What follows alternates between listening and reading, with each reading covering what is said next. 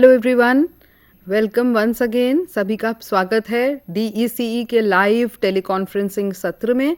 Diploma in early childhood care and education के लिए हम लोग ये स्पेशल लाइव टेलीकॉन्फ्रेंसिंग कर रहे हैं जो लगभग हर रोज़ ही रहेगा, फ्राइडे को छोड़ के दिसंबर में।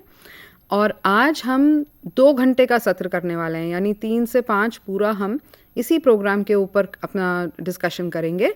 4 बजे हम एक छोटा सा ब्रेक लेंगे 2-4 मिनट का।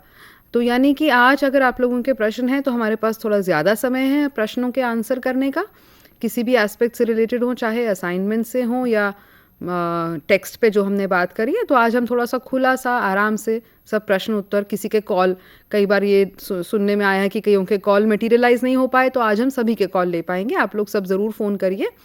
मेरा सुझाव है कि पहले आधा घंटा हम थोड़ा सा यूनिट के ऊपर चर्चा कर लेते हैं और 3:30 बजे के बाद लाइनें खुली रहेंगी। आप 3:30 बजे के बाद फ़ोन अपना करिए तो हम प्रश्न उत्तर का सेशन रख सकते हैं।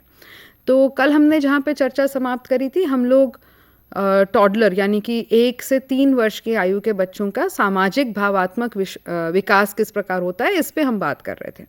और हमने यहाँ पे बात करी थी कि कैसे इस समय बच्चे में स्वायत्तता यानी ऑटोनॉमी की भावना डेवलप करना बहुत आवश्यक है।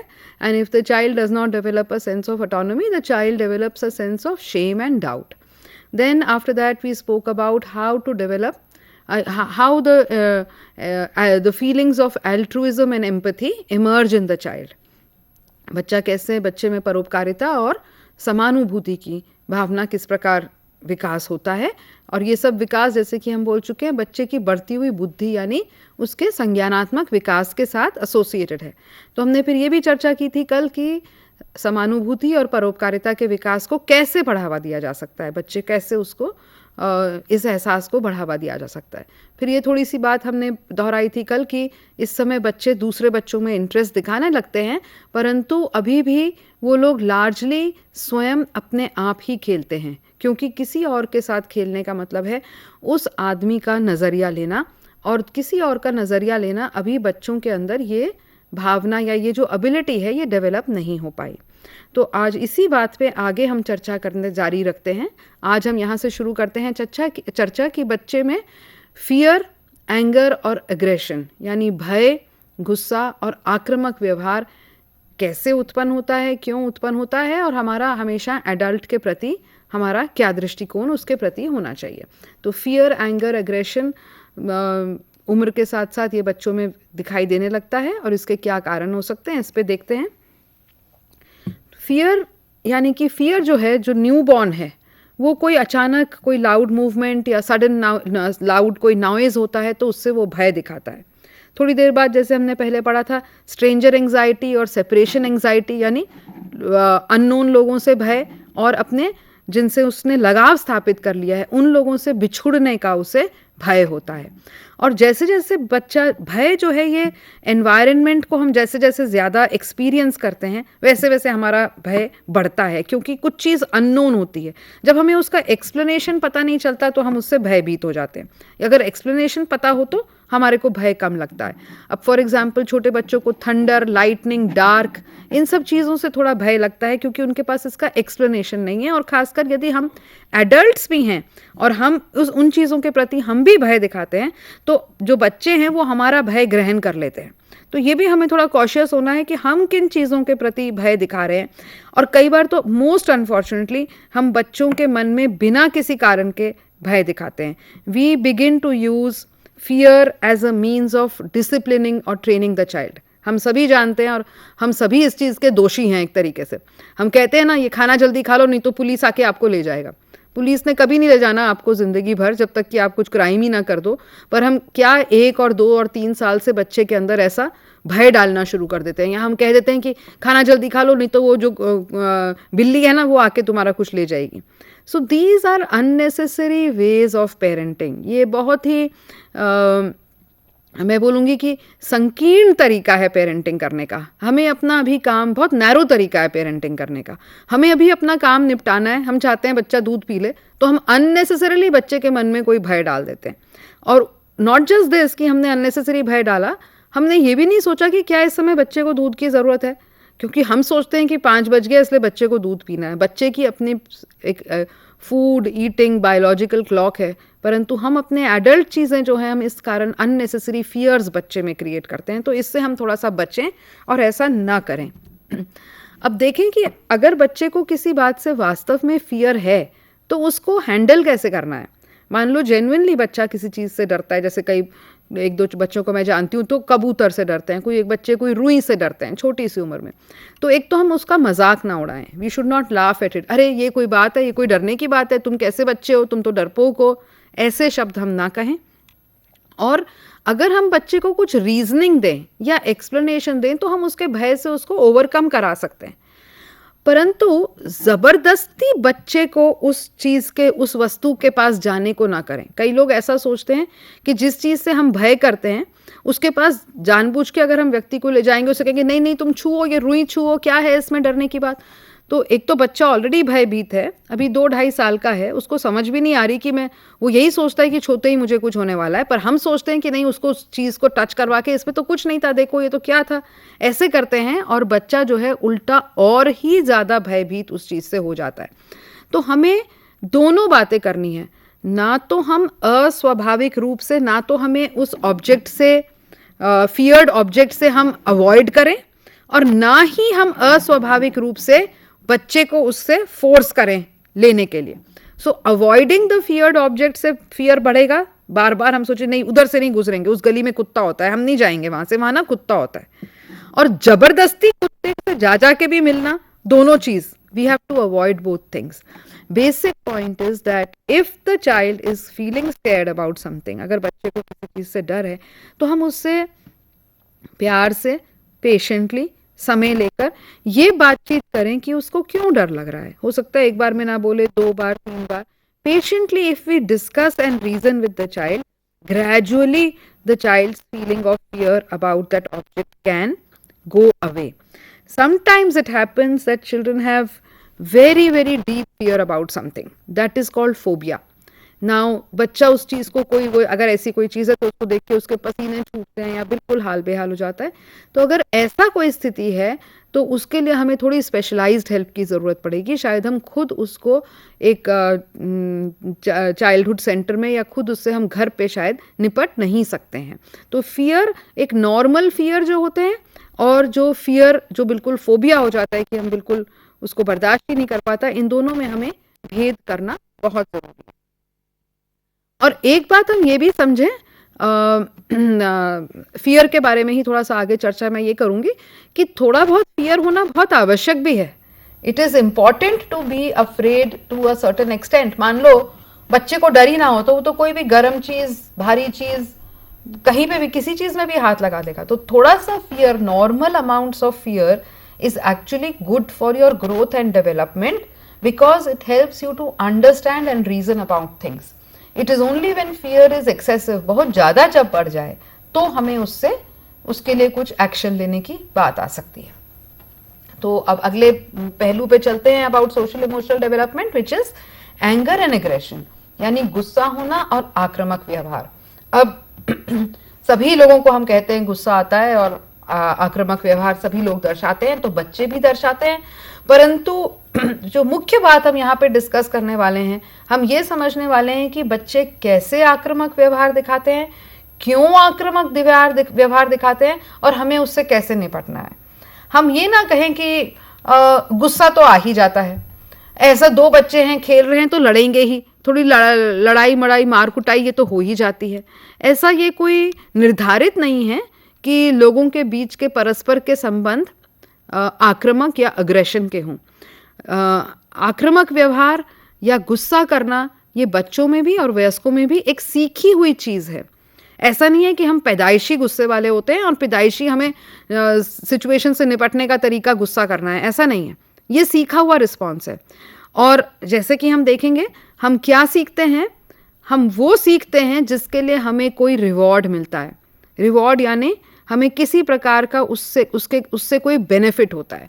आगे जैसे हम चर्चा करेंगे तो ये बात और खुली सी होगी। धीरे धीरे इस बात पे आगे बढ़ते हैं। पहले ये समझें कि बच्चे के संदर्भ में बच्चों को गुस्सा क्यों आता है। तो अक्सर अगर स्थिति कोई ऐसी है जो बच्चा हैंडल नहीं कर पाता तो वो उसका रिस्पॉन्स गुस्से से करके दिखाता है। फॉर एग्जाम्पल पार्क में बच्चा खेल रहा है और स्लाइड पे चढ़ना चाह रहा है, पर स्लाइड बहुत ऊंचा है और उसके वहां तक वो चढ़ नहीं पा रहा है, तो अक्सर वो अपना गुस्सा, अगर माँ वहां साथ में बैठी है तो थोड़ा माँ को हो सकता है थोड़ा झंझोर के मार पीट करके अपना गुस्सा करे, या हो सकता है वो देखे कि किसी दूसरे के बच्चे के पास कोई खिलौना है और मैं चाहता हूँ और उसको नहीं मिल रहा है, तो गुस्सा आता है। तो यानी कोई ऐसी स्थिति, या कई बार हम बच्चों से कुछ ऐसा कार्य करवाने लगते हैं, खासकर वो आजकल है कि जब हम इतने छोटे बच्चों को, 1.5-2 साल के बच्चों को प्ले स्कूल के नाम पे एक्चुअली स्कूल में ही दाखला दिलवा रहे हैं, है ना। वो 1.5-2 2.5 साल के बच्चों को भी ABC क ख ग लिखवा रहे हैं, जो कि बिल्कुल अनुचित है। तो यानी इस समय हम बच्चे से ऐसा कार्य करवा रहे हैं जो उसकी एबिलिटी के बियॉन्ड है, और जब कार्य एबिलिटी के बियॉन्ड होता है तो गुस्सा आता है। गुस्सा आता है तो जब उसको व्यक्ति व्यक्त करता है वो आक्रामक व्यवहार हो जाता है, अग्रेशन हो जाता है। गुस्सा आके यदि मैं उसे व्यक्त ना करूं, अपने तक ही सीमित रहूं, तो मैं अग्रेसिव नहीं हूं, परंतु गुस्सा आके अगर मैं उसको एक्सप्रेस करती हूँ तो मैं आक्रामक हो जाती हूँ। बच्चों ने अभी यहाँ समझ नहीं डेवलप हुई है कि मुझे अपने एंगर को दर्शाना है या नहीं दर्शाना है, तो उनका नेचुरल एक बिहेवियर होता है कि उनको अगर सामने कुछ चीज़ समझ में नहीं आ रही है तो कुछ उठा के फेंक देगा या कुछ ऐसे कर देगा, ऐसे भी हो सकता है। सो अग्रेशन क्या है? अग्रेशन, हम किस चीज़ को अग्रेशन मानेंगे? कोई भी ऐसा बिहेवियर जिससे किसी व्यक्ति या किसी ऑब्जेक्ट को कोई क्षति, कोई इंजरी कराने का हमारा इंटेंशन हो। और बच्चे किस प्रकार से अपना अग्रेसिव बिहेवियर दिखाएंगे? कभी वो चीज़ों को बैंग कर सकते हैं, फेंक सकते हैं, दूसरों को मार सकते हैं, चिल्ला सकते हैं, जिसको हम टेम्पर टैंट्रम भी कहते हैं। सो रीजंस क्या हैं एंगर ऑफ एग्रेशन के? जैसे हमने बोला, inability of the child to get what she wants, जो वो चाहता है वो नहीं मिल पा रहा है, कोई खिलौना इत्यादि, खाने की चीज़, अपनी कैपेबिलिटी से बियॉन्ड काम करवाना बच्चे से, इससे बच्चा वो हो जाता है। अब बच्चे को रोना धोना जो है, जिसको हम टेम्पर टैंट्रम कहते हैं, टेम्पर टैंट्रम यानी आपने एक्सपीरियंस किया होगा कि बच्चे खूब जोर से चिल्लाएगा, शायद पलंग जमीन पे लेट जाएगा और हाथ पैर इधर उधर अपने मारेगा, पटकाएगा, जिसको कहते हैं। तो पहले तो हम ये समझ लें कि अक्सर जब बच्चा ऐसे करते हैं तो एडल्ट का रिस्पॉन्स होता है ऑफ बीइंग गेटिंग इरिटेटेड, कि क्या कर रहे हो तुम, या हमें ये लगता है कि किसी दूसरों के सामने करा दिया, अरे देखा तुमने तो हमारी बेइज्जती करवा दी, इस तरीके से करके ये रिस्पॉन्स हमारा होता है। या हमारे को वो चीज़ एक मुसीबत लगती है, ओफो मैं अपना काम कर रहा हूँ, अब मुझे यहाँ पे बच्चे को यहाँ पे ये संभालना है। तो पहले बेसिक हम ये समझें कि अगर बच्चा क्रोधावेश, टेम्पर टैंट्रम को हिंदी में क्रोधावेश कहेंगे, अगर क्रोधावेश बहुत दिखा रहा है तो एक्चुअली बच्चा आपको मैसेज दे रहा है कि मुझे मदद चाहिए, मैं इस सिचुएशन में खुद नहीं निपट पा रहा हूँ, इसलिए मुझे गुस्सा आ गया है, मुझे समझ नहीं आ रहा है मुझे क्या करना है, इसलिए मैं ज़मीन पे लोटपोट हो रहा हूँ, मुझे मदद करिए।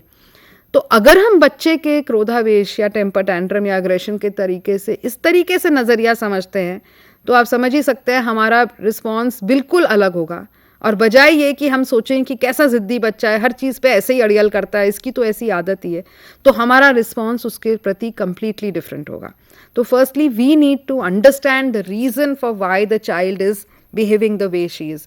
And sometimes a very important point which is written at the last point of the slide, जब बच्चे को माता पिता के प्रेम के प्रति वो आश्वस्त नहीं होता, जब उसको किसी भी कारण इनसिक्योरिटी की फीलिंग होती है, तो बच्चा अग्रेसिव हो जाता है।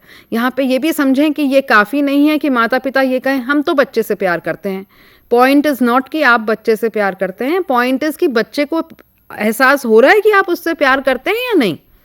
और बच्चे को प्यार हम किस तरीके से दिखाएंगे? बड़े ऑब्वियस तरीके हैं, आप उसे गोदी उठा सकते हैं, चुम्मा दे सकते हैं, but that is not enough. आप ये सब कर भी सकते हैं, परंतु साथ में आप हो सकता है बच्चे को लगातार इग्नोर कर रहे हो, उसके साथ आप क्वालिटी टाइम प्ले में या बातचीत करके ये सब अगर आप स्पेंड नहीं कर रहे हैं, तो बच्चा will get a sense of insecurity, and this will also happen many times when there is a birth of a second child in the family. अगर ऐसा है या कोई और रिश्तेदार मिलने आ गए और उनके भी छोटे बच्चे हैं, कई बार बच्चे का ये फेज़ होता है कि कोई और बच्चे भी घर में आए दूसरे रिश्तेदारों के, तो बच्चा can feel insecure. So it is not about whether or not you love the child. Of course all parents love their children, but the point is, are they communicating their love to the children in a way in which the child understands? So constantly being with young children, whether as a teacher, whether as a parent, or whether in a creche, it is a matter of understanding what is going on in the child's mind. हम क्या जज कर पा रहे हैं कि बच्चे के मन में इस समय क्या चल रहा है? ये काफ़ी नहीं है कह देना कि हम तो ठीक कर रहे हैं.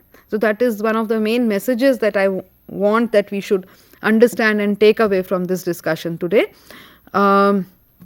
ये बात हम कर चुकी हैं कि जब दो टॉडलर्स एक साथ हो सकते हैं तो हो सकता है वो एक दूसरे लड़ाई हो जाए, क्योंकि हर कोई उसी चीज़ से खेलना चाहेगा और उनको लेन देन नहीं आएगा करना. अब हमें कैसे करना है हैंडल बच्चे का अग्रेसिव बिहेवियर हम देख रहे हैं, इसे हमें हैंडल कैसे करना है. So firstly, as I have said, we need to be sensitive. We have to be sensitive that why is the child. Try to find the underlying cause. Has something happened in the family routine? Has some new situation come up? What has happened that is causing the child to behave in this way? Secondly, इसको नज़रअंदाज ना करें, dismiss ना कर दें. Do not dismiss the child's aggression because the child's temper tantrum and aggression, because if you dismiss it, the child can continue to develop it as a means of reacting to situations. अगर आप उसकी तरफ उसको ignore करते हैं तो बच्चे को उस चीज़ को करने की बार बार हो सकता है कई बार आदत भी पड़ जाए. So the first step in handling the child's aggressive behavior is you find out the cause. आप उसका कारण ढूंढिए, बच्चे को सुरक्षा का एहसास दिलाइए. सुरक्षा का एहसास दिलाने का यहाँ पे मतलब हमारा ये है कि हम ये ना कहें उसको मैनेज करते टाइम कि कितने गंदे बच्चे हो तुम, गंदा बच्चा. द मिनट भी से गंदा बच्चा, आपने बच्चे की जो अपनी सेल्फ इमेज है उसका हनन कर दिया. हनन यानी आपने you have destroyed the child's self image. What the child is doing is incorrect, the child is not bad. इन दोनों चीज़ों में हमें डिफ्रेंशिएट करना बहुत ज़रूरी है. खासकर हम अपने कल्चर में इस चीज़ को बड़ा कंफ्यूज कर देते हैं. हम एक किसी रॉन्ग एक्ट से किसी भी व्यक्ति के पूरे व्यक्तित्व पर ही लांछन लगा के कह देते हैं कि वो आदमी ही खराब है. नाउ बच्चे का वो पर्टिकुलर एक्शन उस समय खराब है, बाकी समय तो बच्चा ठीक ही है. The child is a good child, happy child, nice child, he listens to you most of the time. At that particular time the child is behaving in a particular way, but what have we done? Instead of seeing that situation as such, we have labeled the child forever as a bad child, as an angry child. Now हमें कहने को बहुत छोटी बात लगती है और unfortunately हम कह के अपने काम में लग जाते हैं और हम भूल भी जाते हैं, पर बच्चे नहीं भूल पाता है. ये उसकी सेल्फ एस्टीम में गहराई तक चला जाता है और हो सकता है कि कई साल भी गुजर जाएं बिफोर यू अंडरस्टैंड कि बच्चे के ये चीज़ को सेल्फ एस्टीम ने कितना खा लिया. क्योंकि आपको साल क्यों गुजर जाएंगे? क्योंकि बच्चा छोटा है, आपको अभी वापस उत्तर नहीं दे रहा है. And by the time children grow up और वो इस पेरेंट चाइल्ड रिलेशनशिप इस प्रकार की हो कि वो अपना पक्ष माता पिता को बता सकें कि जब हम बच्चे थे तो ऐसा हुआ और हमें ऐसा लगा, तब तक बहुत देर हो चुकी होती है. हमने बहुत हर्ट्स ऑलरेडी बच्चों को दे दी होती हैं. इसलिए we need to be very careful about how we are dealing with the child's aggression. We should not say that the child is bad. Yes, you can communicate कि ये जो आप एक्शन कर रहे हो ना ये ठीक नहीं है, देखो ऐसे करने से ये all that you can say. So that is what we mean when we say make the child feel secure. So पहले तो हम बच्चे को ये आश्वस्त कराएं that we still love the child whatever is happening. Help the child understand that she can cope with the situation. यानी कि अगर बच्चे को हमें पता है किस कारण उसको एहसास हो रहा है किस कारण बच्चे को क्रोध आ रहा है, तो हम ये कह सकते हैं अच्छा आपका खिलौना उसने छीन लिया, कोई बात नहीं, हम आपस में बातचीत करके एक दूसरे से खिलौना दोबारा ले सकते हैं, हम शेयर कर सकते हैं. सो बच्चे को कई बार पता ही नहीं है how I am to respond in this situation which causes anger. If I know that there is a particular way I can act and behave to deal with this situation, then I will probably not be angry. So we have to sit with the child and reason, okay, so why are you crying? Oh, you wanted to go out, but I cannot go out just now because I have to cook the food. Okay, so why don't we agree that we will go out at 6 p.m.? If we reason like this, we are helping the child to cope with the situation, and most children are very happy to take reasonable explanations.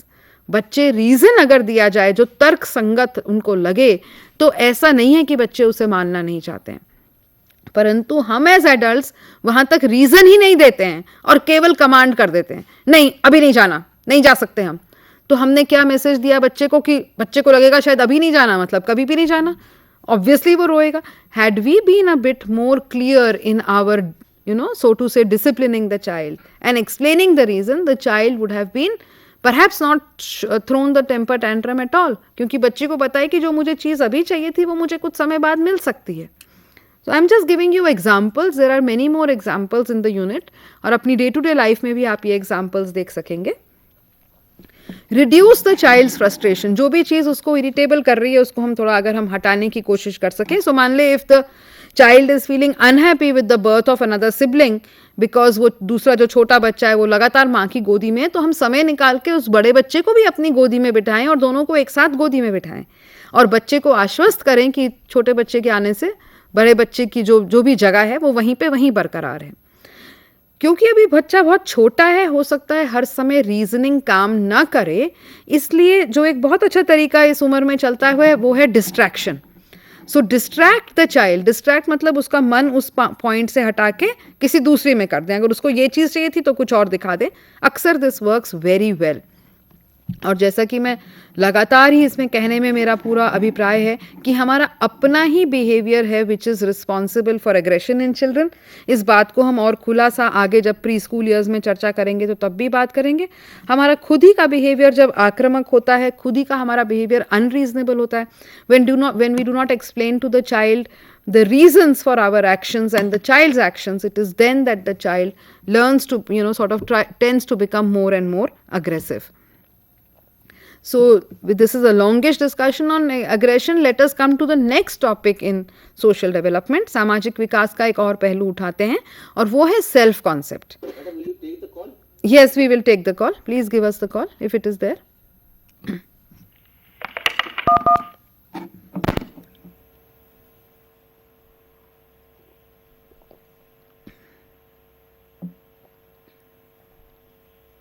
We are waiting for the call to materialize. There's a call from Bareilly.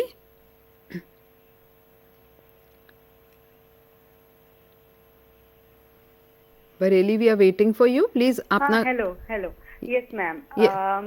मेरा question ये था कि मेरी नीस है जो 21 महीने की है और वो रात में मतलब वो जैसे रात में जब भी सोती है तो वो एकदम से अचानक से उठ जाएगी 2 या 3 बार ऐसे और वो बहुत रोने लगती है. शी स्टार्टेड क्राइंग मतलब. और अगर वो 2-4 मिनट में चुप हो गई तो ठीक है, अदरवाइज वो मतलब काफ़ी एकदम तेज रोती है. एंड जैसे फिर हम उसे दूध की बॉटल दे देते हैं या फिर कुछ घुमा देते हैं तो मतलब जैसे थोड़ा एकदम ही वो पैनिक सी हो जाती है, ऐसा लगता है. मतलब वो कभी जैसे ऐसा नहीं होता कि वो 4-5 घंटे पीसफुली सो सके, ऐसा नहीं होता. तो क्या ये कोई रीजन है या उसका ऐसा स्लीपिंग पैटर्न हो गया है? I mean what is the reason behind. मतलब ऐसे क्योंकि नॉर्मली मैंने ऐसे बच्चे देखे नहीं है, मतलब बच्चे आराम से सो जाते हैं अननेसेसरी वो मतलब बिना किसी रीजन के नहीं ऐसे बहुत मतलब तेज से रोती है वो और we are unable to find out what is the reason. So okay because I do not know मैं कितनी एक्सटेंड तक आपको बता पाऊंगी, बट 2-3 बातें मैं बस यहाँ पे बोलूँ. पहली बात तो ये कहना कि ऐसे बच्चे हमने देखे नहीं है. हम देखे तो हमने आखिर कितने बच्चे देखे. सो हर बच्चा, पॉइंट मेरा कहने का ये है कि हर बच्चा यूनिक है. फर्स्टली तो let us not compare her कि ऐसे बच्चे हमने नहीं देखे. You are already saying that there is something wrong with this child. Okay, so let us firstly take that thing out of our mind. So let's come to the next thing. Is it something, ये आपको अपना गौर करना पड़ेगा कि क्या ये चीज़ कुछ अभी डेवलप हुई है पिछले 1 महीने में, 2 महीने में, या जब से वो बॉर्न है वो ऐसा ही उसका कोई स्लीपिंग पैटर्न है. ये थोड़ी ये बातें हैं. थोड़ा ये बातें भी हैं कि आपको एटलीस्ट पहले कुछ उसकी जो भी फिजिकल है, कोई फिजिकल कॉज तो नहीं है. Is there something that she is given to eat before she sleeps which may be simply causing a pain in the stomach. Sometimes that happens to be the case. No, ma'am वो ma'am उसका starting से ही है ये. Okay, so एक तो यहाँ पे मतलब we'll have to sort of there is a limit to how long I'll be able to counsel you or talk about it. So अगर starting से ही है, has she been what is the sleeping pattern in the night? Is she sleeping alone all by herself, or is she within the reach of the parents and the mother? Within the ma'am, with parents. Yeah, so then if it is something which is there all the time, maybe it's not so much as a cause for worry. मतलब हो सकता है उसको रात को भूख ही लगती हो, जैसे आप कह रहे हैं कि आप दूध की बोतल होते हैं फिर थोड़ा उसे घुमाते फिर आते हैं तो वो सो हाँ जाती है. हाँ इट कुड हाँ. Be a hunger also. See okay. Something which has been and is her growth and development normal in other ways. क्या उसका ओके. वजन, क्या उसकी हाइट लंबाई, क्या जब दिन में वो जागती है तो खेलती है बाकी बच्चों के साथ, कोई और यस हमें. मैम. हाँ, सो अगर हाँ. हमें और कोई सो टू से कोट अनकोट गड़बड़ उस बच्चे में नजर नहीं आ रही है, so this could be just her way, this could be her okay. way of sort of, this could be her pattern. No, So ma'am, she is very active and she is yes, very, I mean, she is very active and so she my play with suggestion is, herself. yeah, my And suggestion is that in the absence of not even seeing the child, the mother should थोड़ा सा अपनी एक diary बना लें. okay. कई बार कोई चीज हफ्ते में 2 बार होती है और हम कहते हैं ये तो रोज होती है. तो हाँ एक माय सजेशन वुड बी कि वो थोड़ा डायरी बनाए, हाँ. किस समय होता है. बिकॉज अगर किसी डॉक्टर के पास भी आपने जाना है, इवन पीडियाट्रिशियन के पास, तो आपका Yes. रिकॉर्ड होगा अपना, तो it will be helpful for that doctor. Okay. Keep a note for 15 days. कब रोती है, आज आपने उसको रात को क्या खाने को दिया, जब वो रोई तो आज आपने उसको उस रात आपने क्या संभाला, उस दिन दूध दिया या नहीं दिया. क्योंकि हमारी जो मेमोरी है ना, हमारी मेमोरी भी बड़ी हमसे ट्रिक्स प्ले करती है.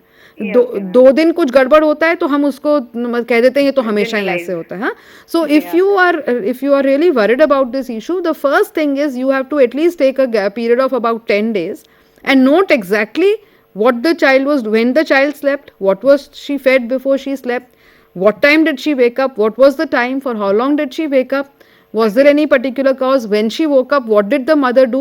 Then go with this data, I feel, to the उस बच्चे का pediatrician तो कोई होगा ही.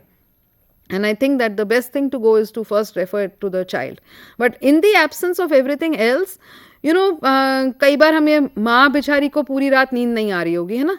Being irritable with that fact, she is finding the getting up of the baby a problem. तो कई बार क्योंकि बच्चे का बिहेवियर हमें प्रॉब्लम क्रिएट करता है, हम उसको प्रॉब्लम बिहेवियर कह देते हैं. You understand? Because mother has to wake up in the night, so she is finding this to be a problem. Maybe it's not a problem at all. So, sort of try and observe this for some time. Thank you for the question and I hope others are also benefited. That was a good question. So, आगे चलते हैं हम अपने जो दूसरे हम topic शुरू करने वाले थे, which was on self concept. सामाजिक विकास का एक हमारा दूसरा पहलू जो है सेल्फ कॉन्सेप्ट यानी स्व संकल्पना. अब स्व संकल्पना क्या है, अगर हम ये समझें तो all of us have an idea about our selves. अगर हमारे को कोई हमें बोले कि अपने बारे में 10 बातें बताओ तो हम बता सकते हैं. हमारी अपने बारे में धारणा है, हम समझते हैं हम बाकी सब लोगों से अलग हैं और इन कारणों से अलग हैं. तो वो हमारी स्व संकल्पना है. It is a description of our own physical attributes, the things we can do. मैं बहुत शक्तिशाली हूँ, मैं XYZ काम कर सकती हूँ. ये सब हमारी अपनी पर्सनल धारणाएं हैं हमारे अपने बारे में, और ये सेल्फ कॉन्सेप्ट है. और सेल्फ कॉन्सेप्ट इंपॉर्टेंट क्यों है, क्योंकि सेल्फ कॉन्सेप्ट से ही हम कुछ भी काम जो है वो करते हैं. So if I think if I think I am a brave person, अगर कोई चैलेंजिंग सिचुएशन आएगी तो मैं उसमें घबराऊंगी नहीं. But if I think I am not a very brave person, तो कोई चैलेंजिंग सिचुएशन आएगी तो तुरंत मुझे लगेगा कि मैं तो इसके साथ कोप ही नहीं कर सकती. So that is the importance of self concept. It's a description of what हमारी अपनी फिजिकल एट्रीब्यूट्स और मैं क्या कर सकती हूँ, things that one can do. Included in it is gender concept. Gender concept क्या है, हम इसके बारे में और आगे बात करेंगे. और इसी में इंक्लूडेड है सेल्फ एस्टीम, यानी मेरा अपने स्वयं के बारे में अपना आकलन. मैं सोचती हूँ व्यक्ति को ऐसा होना चाहिए, मेरी इस सोच के अगेंस्ट मैं खुद कैसी हूँ, है ना. तो I may have a self esteem that I am an honest person. I may have a self esteem I am not a very strong person. So it is self esteem. It also includes comparison with others. So दूसरे के मुकाबले में कैसे, I am not as healthy as her, I am not as good in talking as her. So self-esteem also has an element of comparison with others. And as I said, it is important because our self-esteem will influence our actions with others. आप सबके context में आप लोगों का self esteem हो सकता है, I am a good teacher. मैं जब बच्चों को खेल क्रियाएं कराती हूँ तो सब बच्चे बहुत भाग लेते हैं. I am a very good story narrator. मैं जब बच्चों को कहानियाँ सुनाती हूँ क्लास में तो सभी लोगों की इमेजिनेशन बहुत एक्साइटेड हो जाती है और उसके बाद वो कई अलग अलग तरीके का रोल प्ले और अभिनय करके दिखाते हैं.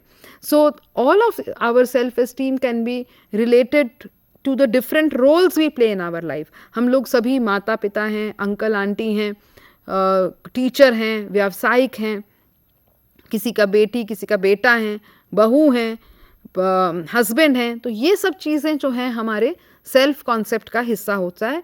और हो सकता है अलग अलग रोल्स में हमारा सेल्फ कॉन्सेप्ट बहुत अच्छा हो सकता है हम सोचें कि अरे मैं टीचर तो बहुत अच्छी हूँ पर मैं शायद बेटी उतनी अच्छी नहीं हूँ, या मैं प्लेयर तो बहुत अच्छी हूँ पर मैं एकेडमिक्स में मेरा उतना वो नहीं है। सो ये सारे जो एस्पेक्ट्स हैं हमारे सेल्फ कॉन्सेप्ट के, ये सब हमारे डिटरमिन करते हैं कि किसी भी सिचुएशन के प्रति हमारा अपना रिस्पॉन्स कैसा होगा। और सेल्फ कॉन्सेप्ट जो है वंस अगेन डेवलप होता है, इसमें दूसरे लोगों का बहुत रोल है। हम अपने बारे में क्या सोचते हैं ये बहुत निर्भर करता है दूसरे हमारे बारे में क्या सोचते हैं इस पे। और once again for a small child the feedback जो उसके माता पिता बच्चे को जो उसके प्रति जो फीडबैक देते हैं वही उसका सेल्फ कॉन्सेप्ट बन जाता है। आप समझें कि हम बड़े हैं, मान लो आप मुझे कोई कहता भी है कि नहीं आप तो ये कुछ काम अच्छा नहीं करती हैं, ये तो आपका कुछ बहुत सही चीज़ नहीं है, मैं फिर भी एज एन एडल्ट अपने आप को कह सकती हूँ या जस्टिफिकेशन दे सकती हूँ कि वो आदमी मुझे इतना जानता नहीं है, मैं एक्चुअली मैं हूँ बहुत अच्छी पर उसको पता नहीं है। But for a small child this rationalisation does not happen. वो तो अभी अपनी स्व संकल्पना बच्चा बना रहा है और वो स्व संकल्पना बनाने में उसके आसपास के हम जो लोग हैं हमारा बहुत बड़ा हाथ है। हम जैसी बच्चे को प्रक्रिया देंगे उसके बारे में उसकी जो स्व संकल्पना है वो उसी प्रकार निर्मित होगी। तो थोड़ा आगे देखते हैं कि वही हम यहाँ पे अभी स्लाइड में भी आगे यही बात बोल रहे हैं कि हमारा सेल्फ कॉन्सेप्ट जो है वो हमारे बिहेवियर को इन्फ्लुएंस करता है। और ये साइक्लिकल रिलेशनशिप है, यानी साइक्लिकल रिलेशनशिप यानी एक चीज़ दूसरे को निर्भर करती है। हम जैसा सोचते हैं हम वैसा व्यवहार करते हैं, फिर वैसा ही रिजल्ट आता है और हमारा जो विश्वास हमारे बारे में पक्का हो जाता है। जैसे बहुत कॉमन बात, इससे आप सभी लोग आइडेंटिफाई करेंगे, हम में से कई लोग समझते हैं हमें मैथ्स नहीं आता, फिर जब मैथ्स का पर्चा सामने आता है हम घबराहट के मारे में मैथ्स का पर्चा अच्छा नहीं कर पाते हैं, फिर 100 में से हमारे 50 नंबर आते हैं, फिर हम कहते हैं देखा मैंने तो पहले ही कहा था मैं मैथ्स में अच्छा नहीं हूँ, 50 तो आने ही थे, 50 ही आए ना, और पढ़ने का क्या फ़ायदा है, मुझे तो आता ही नहीं है मैथ्स। तो हम देख रहे हैं कि किस प्रकार ये जो रिलेशनशिप है, और इसके अगेंस्ट हम ये कह सकते हैं नहीं मुझे तो बिल्कुल बहुत अच्छा आता है मैथ्स, कैसे नहीं आता, मैंने तो पढ़ा हुआ है। हम ऐसा करेंगे ही तो immediately we are coming ourselves, immediately maybe we can do the answer, maybe there is a high chance that हमारा आंसर का रिजल्ट भी सही हो और हम कहें देखा मैं तो कह रही थी मुझे आता है, थोड़ा सा और मेहनत करूंगी तो और भी अच्छा आएगा। तो you can see the difference how you believe about your self, how it influences how you will behave in the future. Therefore, self-concept has both a positive and a... Okay, we'll take the call from Ludhiana. Hello. Yes, ma'am. Good afternoon, ma'am. Good afternoon. Ma'am कल आपने concept बताया था altruism and empathy. हाँ जी। तो ma'am मुझे उसके regarding पूछना था, being a pre school teacher, right, हम ये दोनों कॉन्सेप्ट बच्चे में डेवलप करने हैं, फोस्टर करने हैं। करेक्ट। तो हम लाइक एक्टिविटीज उसमें करवा सकते हैं, लाइक हम नरेट कर सकते हैं कोई स्टोरी, मॉरल स्टोरी, लाइक हम एक्टिविटीज करवा सकते हैं जैसे प्लांटिंग द ट्री, मतलब ऐसी एक्टिविटीज करके हम उनमें डेवलप कर सकते हैं ये चीजें। ओके, वेरी गुड क्वेश्चन, बहुत ही अच्छा आपने क्वेश्चन पूछा है। तो थोड़ा सा इस पे हम खुली सी चर्चा कर लेते हैं। जैसे कि हमने बोला था एल्ट्रुइज्म एंड एम्पैथी।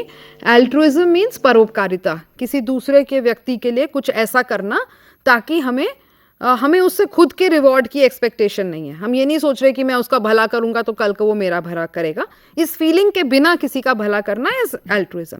समानुभूति इज जब हम फील करते हैं कि दूसरे को जो अनुभव हो रही है भावना, हमें ये एहसास होता है कि ओहो अगर मैं इसकी जगह होती तो मैं भी ऐसा अनुभव करती, है ना, वर्सेस कि जब हम केवल एक पिटी करते हैं।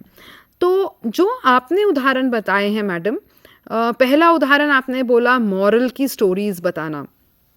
स्टोरीज के बारे में हमारा आगे एक पूरा यूनिट है, हम तब भी चर्चा करेंगे।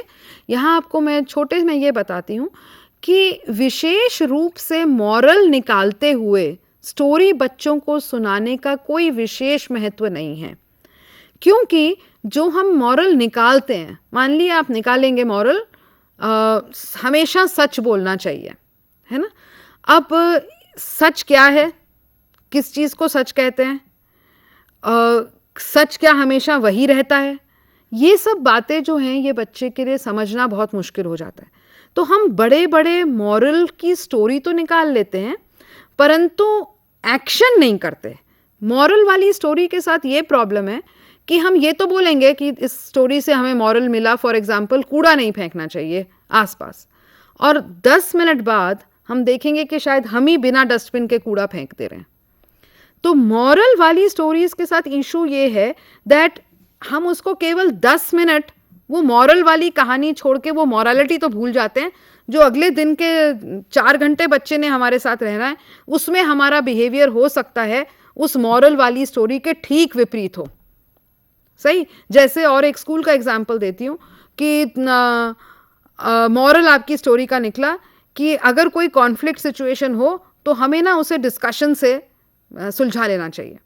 और मान लो आधे घंटे बाद 2 बच्चे आपके पास आ गए अपनी पेंसिल की लड़ाई लेते हुए, तो हम डिस्कशन तो भूल ही गए। हमने एक बच्चे से पेंसिल ली और उसको बोला ये लो, ये तुम्हारी पेंसिल थी, और उसको डांट लगा क्यों ली तुमने उसकी पेंसिल, ये तो तुम्हारी थी नहीं। तब तो हमने कोई डिस्कशन करके नहीं दिखाया। तो point that I am trying to say is moral stories are only a very very small part of how you will inculcate altruism and empathy. उससे कहीं ज़्यादा इम्पॉर्टेंट है हमारा सारे दिन रवैया क्या रहा। क्या हमारा सारे दिन रवैया बच्चों के प्रति of respect to the child रहा? क्या हमारा सारे दिन रवैया बच्चों के प्रति of democratic participation in the classroom रहा? Democratic participation in the classroom माने हमने डिसाइड किया कि आज हम ये भी करते हैं। क्या वो चीज़ें हमेशा हम ही डिसाइड करते हैं या कभी हम बच्चों से भी पूछते हैं कि अच्छा आज ये क्लासरूम को रीअरेंज करना है, कैसे रीअरेंज करें, या अभी कहानी सुननी है ये वाली करें या वो वाली करें? तो हमारा जो बिहेवियर है that has to be how we behave throughout the day is much more important than one time story narration of any moral in 10 minutes. And moral wali story ka the other problem being, is your moral simple enough for the child to understand? If it is some high funda moral जो शब्द ही नहीं है बच्चे के पास, जिस बात की अभी समझ ही नहीं है बच्चे को, तो उसका कोई फ़ायदा नहीं रहेगा, हमने अपने लिए कर दिया पूरा। अच्छा, दूसरा एग्जाम्पल आपने बताया है कि पेड़ लगाना इत्यादि। नाउ पेड़ लगाना इत्यादि is a very good activity, but you may be able to teach to the child the value of saving the environment, but परोपकारिता और अल्ट्रुइज्म ये नहीं है एग्जैक्टली। परोपकारिता and altruism will be with doing something for somebody. पेड़ लगाना etcetera is environmental activity, appreciation of the environment. It is about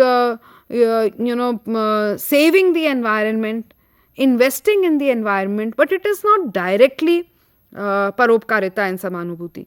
I would say कि अगर आप अपने पूरे 4 घंटे जो आप बच्चे के साथ हैं प्री स्कूल में, अगर आप ग्रुप एक्टिविटीज आयोजित करते हैं, बिकॉज परोपकारिता एंड समानुभूति मीन्स किसी और के प्रति ना, तो अकेले अकेले बैठे अगर सारे दिन बच्चे इंडिविजुअल वर्क कर रहे हैं, 9 से 12 बच्चे अपनी कॉपी पे लिख रहे हैं, अकेले ड्राइंग कर रहे हैं, ये कर रहे हैं, वो कर रहे हैं, और ग्रुप में इंटरेक्शन में और ग्रुप में शेयरिंग करने का उनको मौका नहीं है, तो परोपकारिता और समानुभूति बनना मुश्किल है।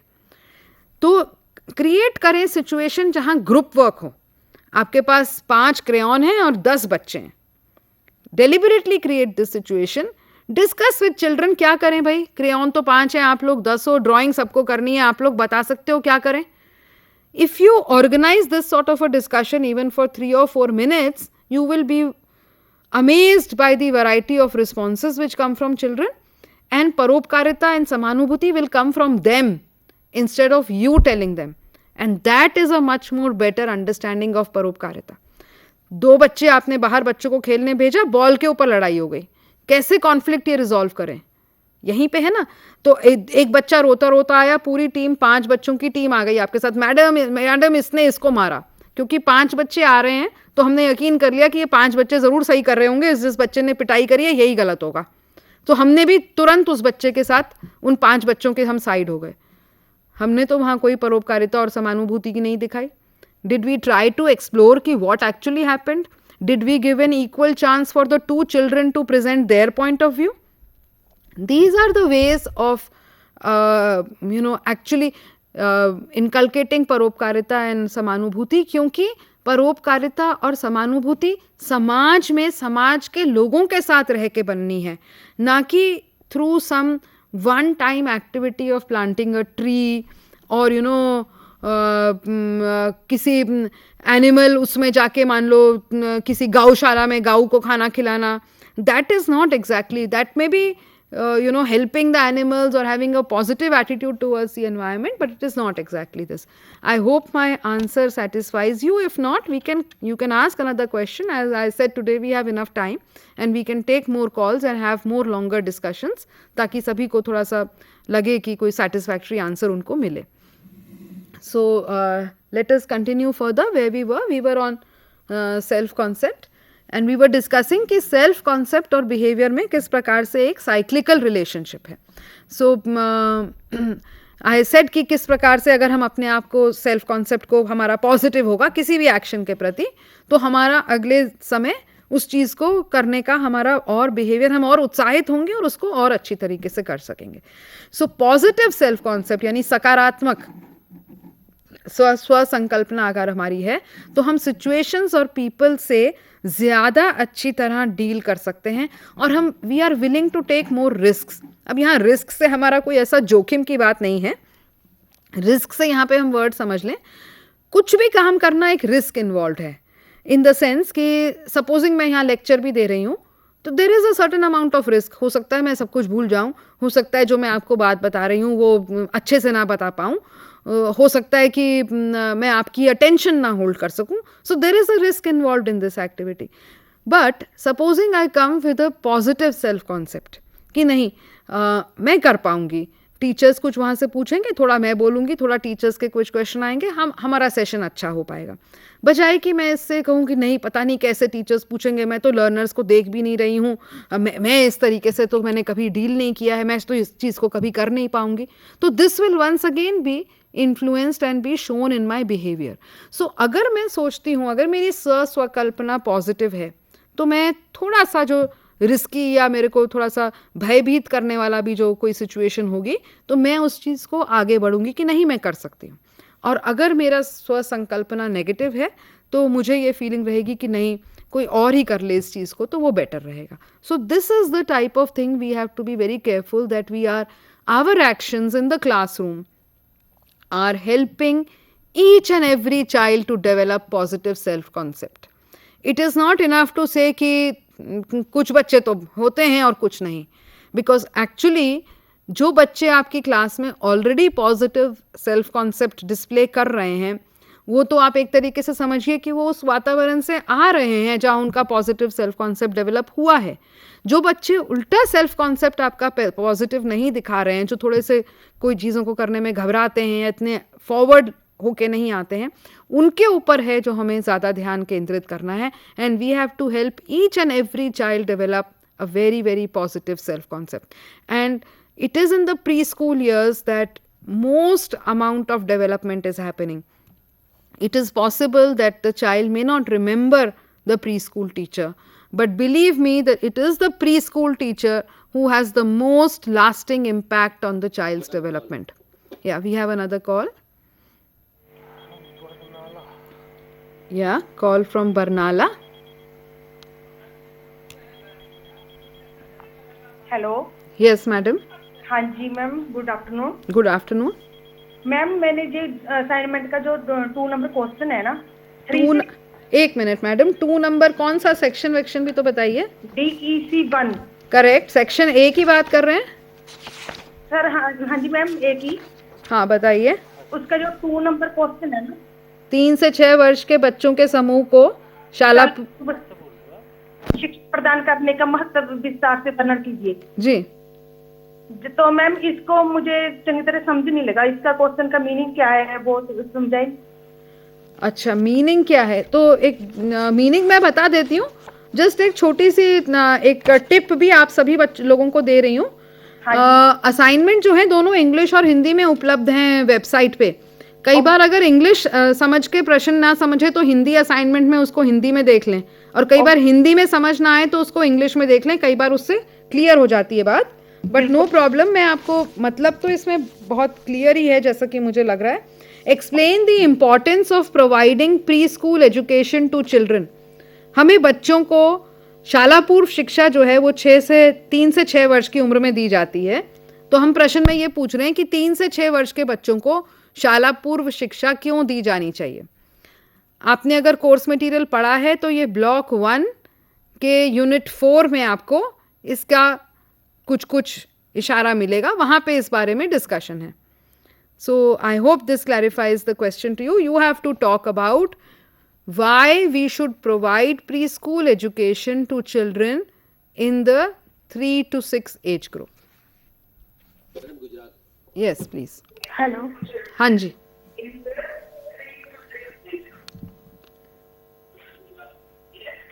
हेलो, हाँ मैडम, बोलिए बोलिए। Good afternoon. मेरा क्वेश्चन है कि जो सेल्फ कॉन्सेप्ट है वो अगर किसी बच्चे में नेगेटिव सेल्फ कॉन्सेप्ट हो गया है तो क्या उसको हम चेंज करके पॉजिटिव सेल्फ कॉन्सेप्ट कर सकते हैं? जी बिल्कुल कर सकते हैं मैडम, क्योंकि बच्चा अभी बिल्कुल डेवलप हो रहा है।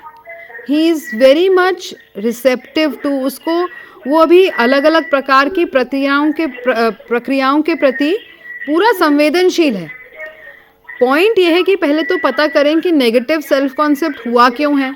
ज़रूर ही एडल्ट्स ने किसी प्रकार के इस प्रकार के उसको फीडबैक दिए होंगे या उसके साथ बिहेवियर करे होंगे। एक बात तो हम ये समझ लें कि बच्चा जो अपनी पर्सनालिटी दिखा रहा है वो डायरेक्टली रिजल्ट है उसके एडल्ट्स उसके साथ कैसा व्यवहार कर रहे हैं। सो चेंज हमें जो आपको बच्चे में जो नज़र आ रहा है वो चेंज उसके एटमॉस्फेयर में करना है। So you have to find out firstly what is causing the negative self-concept in the child. Is it got anything to do with the parenting practices? What is the problem that is causing it? And then you have to change that problem area. And जब तक आपके पास है बच्चा school में, क्योंकि आप सभी school teachers हैं मोस्टली, आपको ये केयर करनी है कि आपकी वजह से वो नेगेटिव सेल्फ कॉन्सेप्ट कहीं बढ़ ना जाए। तो आप तो उसको काउंटर एक्सपीरियंसेस, पॉजिटिव एक्सपीरियंसेस दें। तो अगर बच्चे को सपोजिंग एक सेंसेशन है of lack of love in the home which is causing maybe a low self concept, तो एटलीस्ट टेक पर्टिकुलर केयर, विशेष ध्यान दीजिए कि आपके 30 बच्चों के ग्रुप में से आप हर रोज तो शायद हर बच्चे के साथ टाइम नहीं स्पेंड कर सकते हैं, पर इस बच्चे के साथ मुझे डेली 10 मिनट अलग से बिताने हैं। So that can be one of the ways that you can counter. You have to be extra sensitive to the child. This is not the same thing as favouritism. Favouritism एक अलग चीज है, जब आपको कोई बच्चा बहुत प्यारा लगता है और आप हर चीज उस बच्चे के लिए ही करते हैं। This is not that. This is that you have identified that there is some difficulty जो एक बच्चा महसूस कर रहा है, और आप उस बच्चे की डिफिकल्टी को सॉर्ट आउट करने के लिए उसके ऊपर विशेष एक्स्ट्रा ध्यान दे रहे हैं। So I hope that answers your question. बच्चे इस उम्र में विकास इतनी तीव्र गति से हो रहा है। अगर आपको क्रिटिकल पीरियड्स की अवधारणा याद हो, जो शायद शुरू में बात हुई थी, निर्णायक अवधियाँ। निर्णायक अवधि मतलब इस समय बच्चे की निर्णायक अवधियाँ हैं 6 वर्ष तक। यानी कि अगर कोई सकारात्मक अनुभव होगा बच्चे को तो बच्चे का विकास तुरंत तेजी से बढ़ेगा, और यदि नकारात्मक अनुभव होगा तो विकास भी गिरेगा। तो यानी दोनों प्रकार के अनुभवों के प्रति बच्चा संवेदनशील है और तुरंत पॉजिटिव एक्सपीरियंस को वो रिस्पॉन्ड करेगा। Yes, call from Punjab, please come in.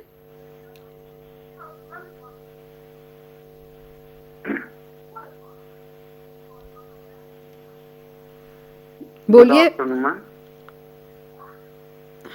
Good afternoon ma'am. Good afternoon, बताइए। मैम हम ये पूछना चाहते हैं कि जो असाइनमेंट हैं वो कब और कहाँ जमा होंगे? अच्छा, और कोई सवाल आपका? यही सवाल है? अच्छा, तो कब का तो मतलब है हर असाइनमेंट के ऊपर डेट दी गई है। आप अगर DEC 1 आपने असाइनमेंट बुकलेट खोल ली है, उसमें आपने पहला असाइनमेंट देखा है, पहला असाइनमेंट DEC 1 के ऊपर है, उसमें हमने डेट दी गई है 30 दिसंबर, और कोशिश करिए कि आप 30 दिसंबर तक दे दें। अगर नहीं दे सकते तो अगला असाइनमेंट की डेट 30 जनवरी है, उससे पहले दे दें, क्योंकि आपके ऊपर ही लोड कम पड़ेगा। सबको इकट्ठा करके लास्ट में देंगे तो आप पे लोड बढ़ेगा। अब कहाँ देने हैं, तो आपको एक स्टडी सेंटर अलॉटेड हुआ होगा ज़रूर, तो उस स्टडी सेंटर में आपको असाइनमेंट जमा करानी है। असाइनमेंट जैसे मैं पहले भी बोली हूँ, सेक्शन ए बी सी, हर 3 असाइनमेंट है, तीनों असाइनमेंट के 3 सेक्शन है ए बी सी। आपको तीनों इकट्ठा जोड़ के एक साथ सबमिट करने हैं काउंसलर को। और ये बात शायद मैंने नहीं बोली, मैं अब बोल रही हूँ, हर कोई अपनी असाइनमेंट की फोटो कॉपी अपने पास रख ले जमा कराने से पहले, क्योंकि कभी कभी अनफॉर्चुनेटली ऐसा हो सकता है कि असाइनमेंट इधर उधर हो जाए। उस केस में आप अपनी फोटो कॉपी जमा करवाइएगा। अगर फोटो कॉपी नहीं रखी होगी तो दोबारा असाइनमेंट पूरा करना पड़ेगा, इसलिए असाइनमेंट की फोटो कॉपी रख के ही जमा कराएं। Yes, call from Punjab, please come in. Assignment की फोटो कॉपी रख के ही जमा कराएं। Yes, call from Punjab, please come in. Hello जी, हेलो मैम। हाँ हेलो, बोलो। हाँ जी, good evening. Good evening. Good evening ma'am. हाँ जी, मैडम हमें ना ये पूछना है 4 ईयर तो कोई और 4 ईयर ओल्ड बच्चे को ना कोई एग्जाम्पल प्लेफुल एक्टिविटी से हम एलोट्रॉमी और एबथी को कैसे कर सके?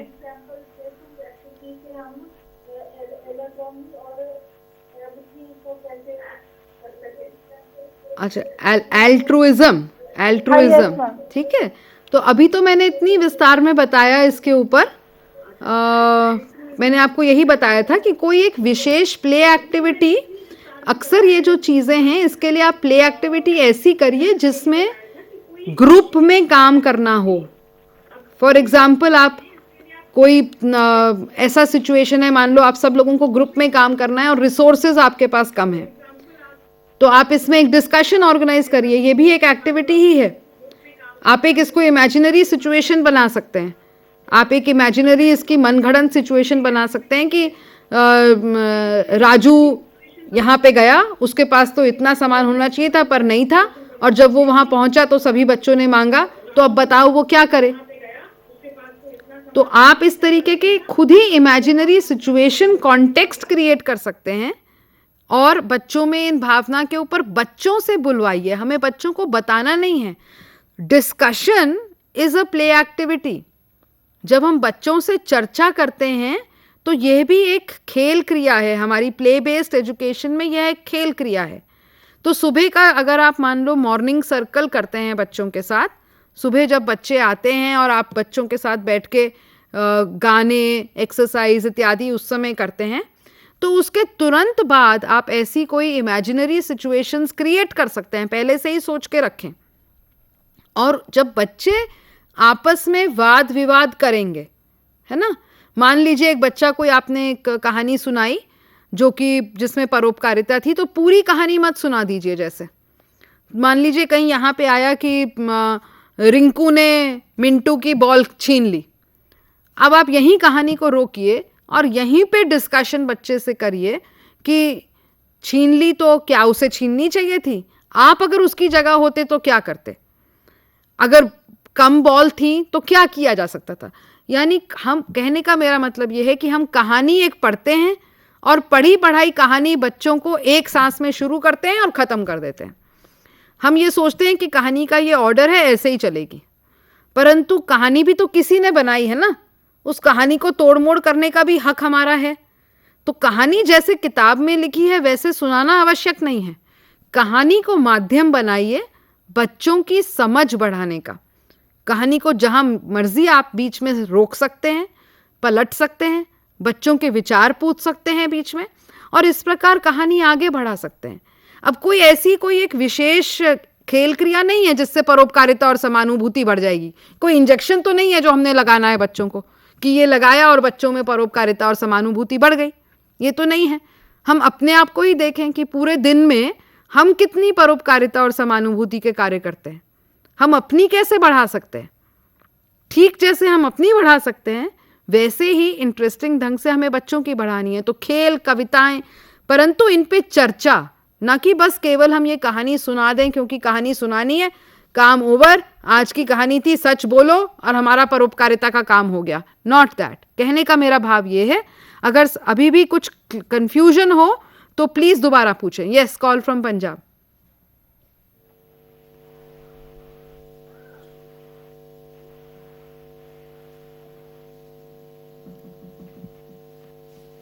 Yes madam.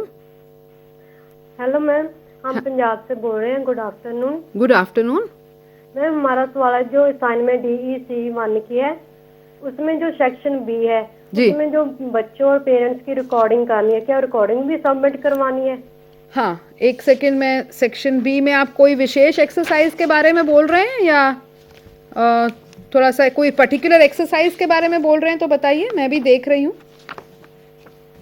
नहीं, मैं वैसे पर्टिकुलर। हाँ, तो आपको बिल्कुल रिकॉर्डिंग करनी है। ये देखिए, मैं खुद खोल ही रही हूँ।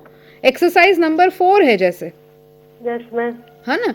तो इसमें ये है, आपको माता पिता का बच्चे के साथ लैंग्वेज बिहेवियर जो है वो नोट करना है। सही है? 10 मिनट। तो आप बिल्कुल एक कॉपी पेंसिल लेके पहुंचेंगे, ये जो भी माता पिता आपने ढूंढे हैं इस उम्र के बच्चे के साथ, जो वो बोल रहे हैं आप लिखेंगी। और अगले पेज पे ही आप देख रही हैं कि ये पूरे कॉलम बने हुए हैं, ये ऑब्जर्वेशन और थोड़ा इस पे अगर फोकस करते हैं तो ये ऑब्जर्वेशन और एनालिसिस के ये कॉलम बने हैं। तो आप जो आप बच्चे माता पिता बच्चे के साथ बोल रहे थे वो आप इस कॉलम में लिखते जाएंगे। Okay ma'am. है ना? और उससे आपकी क्या समझ बन रही है वो ये निष्कर्ष एनालिसिस के कॉलम में लिखते जाएंगे। Okay ma'am. तो डायरेक्टली इन पन्नों पे मत लिखिएगा क्योंकि ये आपके सबमिशन के पन्ने हैं। आप एक अपने साथ अलग नोटबुक लेके जाइए, क्योंकि आप फटाफट वहां नोट कर रहे होंगे जैसे माता पिता बोलेंगे। तो वो नोट करते हुए उसके बाद आप घर आके ये देखिए, ये वाला कॉलम आपका ऑब्जर्वेशन का है, यहाँ लिखना है। और ये पन्ने भी दिए हुए हैं हमने, एक के बाद हमने दूसरा पन्ना भी दिया हुआ है ना, दूसरा तीसरा पन्ना। आप इसका रीजन समझिए, क्योंकि जब तक आप हमें लिख के नहीं देंगे तो हमें समझ में नहीं आएगा कि आपने क्या ऑब्जर्व किया है और किस निष्कर्ष पे हम पहुंचे। Okay ma'am. ठीक है। सेक्शन A के आपने कहा था ना फर्स्ट डे भी 7 क्वेश्चन है, पर हमारी जो बुकलेट हमारे पास हमने की है उसमें 6 क्वेश्चन ही है। हाँ मैडम, 6 ही है। सॉरी, मैंने गलत बोल दिया होगा। ओके मैम, 6 ही है। Okay ma'am, thank you ma'am. Ji.